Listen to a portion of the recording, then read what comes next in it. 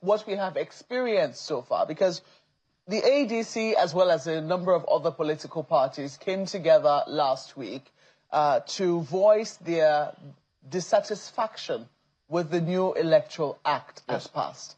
And people were wondering, hold on, did people just wake up to see what was happening?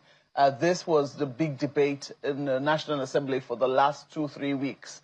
How is it that, it's after the deed has been done that the APC, the ADC, the NNPP, and a number of other political parties were just waking up. So it seemed. But they said, the argument they made was that this was informed by what they saw in the FCT council polls, which INEC conducts. I'm still a little uncertain as to what precisely the coalition opposition parties saw. Maybe you want to give a little clarity. Sure. But then it will seem some people say, look, we haven't quite felt the presence of opposition as we ought to in terms of their preparations for the forthcoming elections. Good. You know what you just said is echoing the dubious propaganda of APC. Why do I say that? Nigerians should not be carried away by what this dubious APC is doing. Why am I saying that again?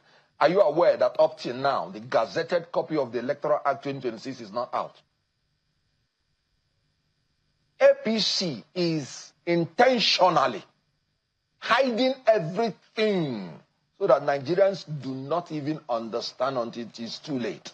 The FCT election was conducted under an unknown law. And this is against the rule of law. Before you implement a law on a people, it must be publicly published.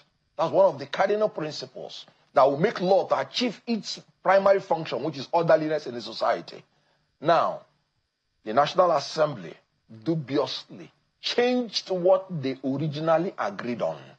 Everybody agreed on mandatory transmission of results. And that was what they settled until Tinubu called them and said, no, this is what I want.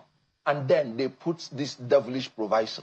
And that was after the fight from the opposition. So when people say you're not feeling what the opposition is doing, have you forgotten that Senator Fabio wanted to go back to 2022 Electoral Act? That was the first amendment. It was the opposition figures fight that made them to now go back to put the electronic transmission to make it compulsory. But they now added a proviso, very devilish, enemies of democracy, to water down, to cut down the import of the main clause in the statute. We have been the most vibrant opposition party on earth.